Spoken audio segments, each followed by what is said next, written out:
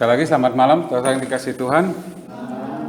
Yohanes pasal 3 ayat 16, salah satu ayat yang paling dikenal di seluruh firman Tuhan ya, Yohanes 3 ayat 16. Apakah ada di antara saudara yang sudah menghafalnya?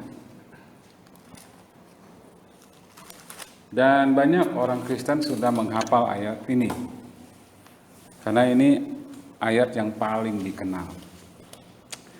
Dikatakan dalam Yohanes 3 ayat 16, karena begitu besar kasih Allah akan dunia ini, sehingga ia telah mengaruniakan anaknya yang tunggal, supaya setiap orang yang percaya kepadanya tidak binasa, melainkan beroleh hidup yang kekal.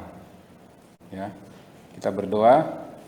Bapa kami di sorga, kiranya Tuhan menolong kami memahami apa yang dimaksud dari teks Yohanes 3 ayat 16 ini, supaya ini menjadi kebenaran dan kekuatan dalam kami mengikut Tuhan.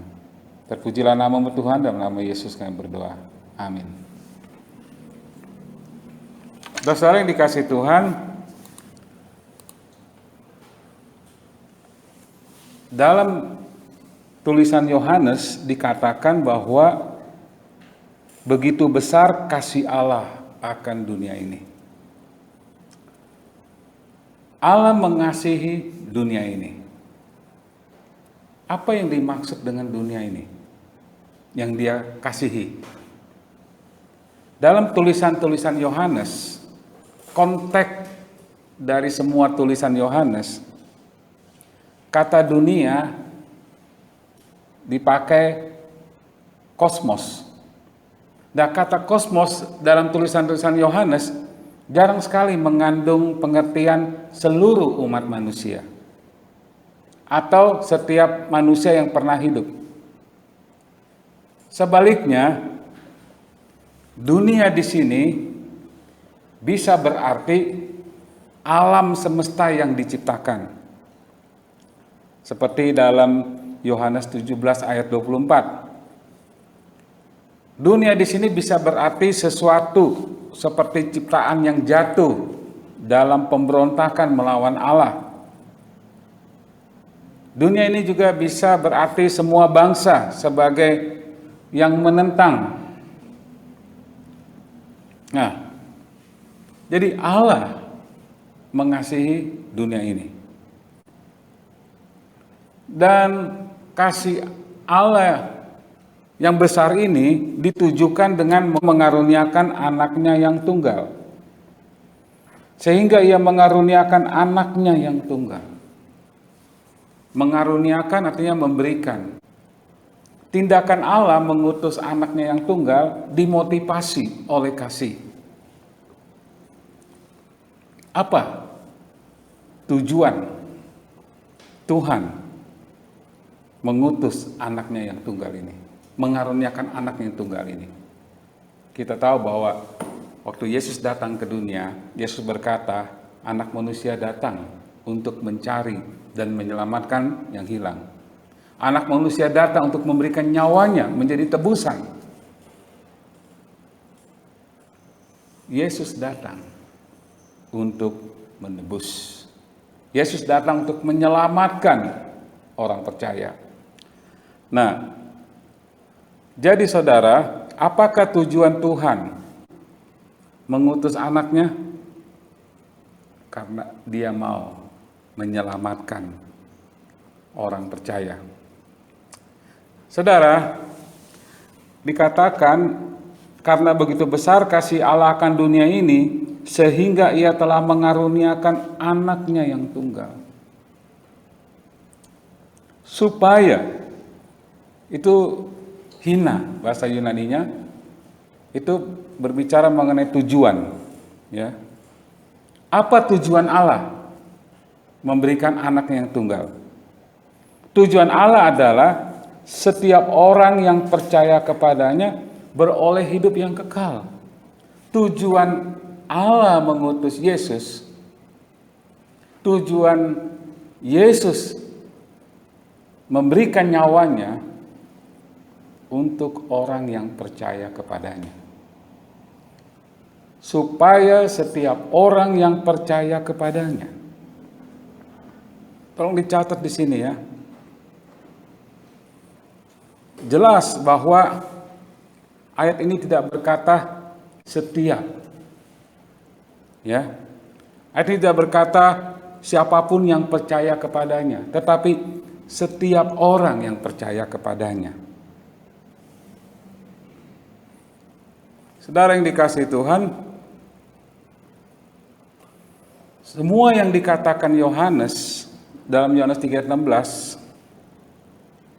apa yang dia sampaikan adalah Allah mengutus anaknya yang tunggal agar, yaitu dengan maksud setiap orang yang percaya kepadanya tidak akan binasa, tetapi memiliki hidup yang kekal. Siapakah yang tidak binasa? Siapakah yang memiliki hidup yang kekal? Setiap orang yang percaya kepadanya. Jadi, rencana Allah mengutus anaknya yang tunggal.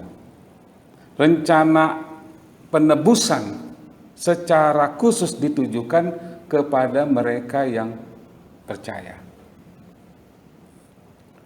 Anak diutus dengan tujuan pasti, bukan mudah-mudahan, untuk menyelamatkan setiap orang yang percaya kepadanya. Setiap orang yang percaya kepadanya tidak binasa, melainkan beroleh hidup yang kekal. Gagasan yang sama dapat dilihat dalam ayat paralel dalam 1 Yohanes 4 ayat 9. Coba buka 1 Yohanes 4 ayat 9. Dalam 1 Yohanes 4 ayat 9, 1 Yohanes 4 ayat 9, dalam hal inilah kasih Allah dinyatakan di tengah-tengah kita, yaitu bahwa Allah telah mengutus anaknya yang tunggal ke dalam dunia, supaya kita hidup olehnya. iya. Jadi apa tujuan Allah mengutus anaknya? Supaya kita dapat hidup melalui dia. Jadi kita diberitahu oleh firman Allah bahwa motivasi Bapa mengutus anaknya yang tunggal ke dunia didorong oleh kasih, supaya kita dapat hidup melalui dia. Apakah saudara orang percaya? Kalau saudara orang percaya, maka ayat ini ditujukan kepada saudara. Kita tahu bahwa Allah mengutus anaknya yang tunggal. Yesus mati di kayu salib untuk menebus dosa manusia. Tetapi kita tahu bahwa dia memberikan hidup yang kekal untuk setiap orang yang percaya kepadanya. Orang yang tidak percaya kepadanya, dia akan binasa. Dan faktanya memang banyak orang yang ke neraka nanti. Mereka ke neraka karena mereka tidak percaya kepadanya. Jadi ada dua macam orang di dunia ini. Ada orang yang percaya kepada Yesus Kristus, dia memiliki hidup yang kekal. Dia tidak takut dibinasakan karena dia mempunyai hidup yang kekal. Orang yang tidak percaya kepadanya, apa yang dikatakan dalam Yohanes 3 ayat 18? Barang siapa percaya kepadanya, dia tidak akan dihukum. Barang siapa tidak percaya, ia telah berada di bawah hukuman, sebab ia tidak percaya dalam nama anak tunggal. Ya, jadi ada dua macam. Ada orang percaya dan orang tidak percaya. Itu fakta, ya. Jadi, walaupun Yesus mati di kayu salib, Yesus menyediakan keselamatan untuk orang yang percaya, tetapi orang yang tidak percaya, dia binasa. Nah, di dalam ayat 18, barang siapa percaya kepadanya, ia tidak akan dihukum. Barang siapa tidak percaya, ia berada di bawah hukuman. Dan sebab ia tidak percaya dalam nama anak tunggal Allah. Kalau dia tidak percaya, dia masih berada di bawah hukuman, berarti kematian Yesus tidak untuk menebus dia, ya. Kematian Yesus hanya untuk atau menebus orang yang percaya, ya. Kalau saudara tidak percaya, maka kematian Yesus tidak berlaku untuk saudara. Kematian Yesus hanya berlaku untuk orang yang percaya. Ayat ini jelas sekali, ya. Yohanes 3 ayat 16. Karena begitu besar kasih Allah akan dunia ini, sehingga ia telah mengaruniakan anaknya yang tunggal. Supaya, agar dengan maksud, setiap orang yang percaya kepadanya tidak binasa, melainkan beroleh hidup yang kekal. Saudara, apakah saudara sudah percaya kepada Yesus sebagai Tuhan dan Juru Selamat pribadi saudara? Dan kalau saudara sudah sungguh-sungguh dan sudah benar-benar percaya kepada Yesus, maka Yohanes 3:16 berkata, setiap orang yang percaya kepadanya tidak binasa, melainkan beroleh hidup yang kekal. Maka orang yang percaya kepadanya tidak akan dihukum. Tidak akan dihukum. Kita perlu bersyukur, ya. Allah begitu besar mengasihi kita, sehingga dia mengutus anaknya yang tunggal, memberikan Yesus Kristus kepada kita, supaya kita dapat hidup melalui dia. Ayat ini untuk orang percaya. Saudara yang dikasihi Tuhan, berita Injil adalah kabar baik bagi orang yang sudah diselamatkan. Bukan bagi orang yang akan binasa. Kita patut bersyukur bahwa karena anugerah dan kasih karunia-Nya kita diselamatkan.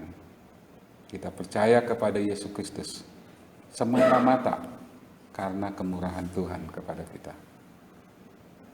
Amin. Mari kita berdoa. Bapa kami di sorga, terima kasih untuk firman-Mu. Biarlah firman Tuhan ini mengungkapkan, mendorong kami untuk mengucap syukur dengan tak terkatakan. Terima kasih Tuhan untuk apa yang Tuhan perbuat bagi kami yang percaya. Terpujilah nama-Mu, dalam nama Yesus kami berdoa. Amin.